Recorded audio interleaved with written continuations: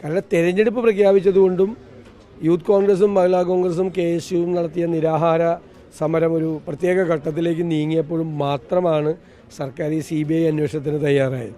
CBI അന്വേഷണം വൈകിപ്പിക്കണം എന്നൊരു ഗൂഢാലോചന ഇതിൻ്റെ പുറകിലുണ്ട്. പരമാവധി തെളിവുകൾ നശിപ്പിക്കുക എന്നുള്ളതാണ് അതിൻ്റെ പുറകിലുള്ള ലക്ഷ്യം. അതുകൊണ്ട് ഈ അന്വേഷണത്തിൻ്റെ ഇത്രയും സെൻസിറ്റീവായ ഒരു കേസിൽ ഒരു CBI അന്വേഷണം ഉത്തരവിട്ടിട്ട് അതിൻ്റെ പ്രൊസീജിയറായിട്ടുള്ള നടപടിക്രമങ്ങളുടെ കാര്യങ്ങൾ പോലും ശ്രദ്ധിക്കാൻ ഗവൺമെൻറ്റിന് പറ്റിയില്ലെങ്കിൽ പിന്നെ എന്ത് ഗവൺമെൻറ്റാണ്? അതാണ് പറയണത്, ഇന്നഫിഷ്യൻ്റ് ഗവൺമെൻറ്റാണ്, കെടുകാര്യസ്ഥതയാണ് ഈ ഗവൺമെൻറ്റിൻ്റെ മുഖമുദ്ര.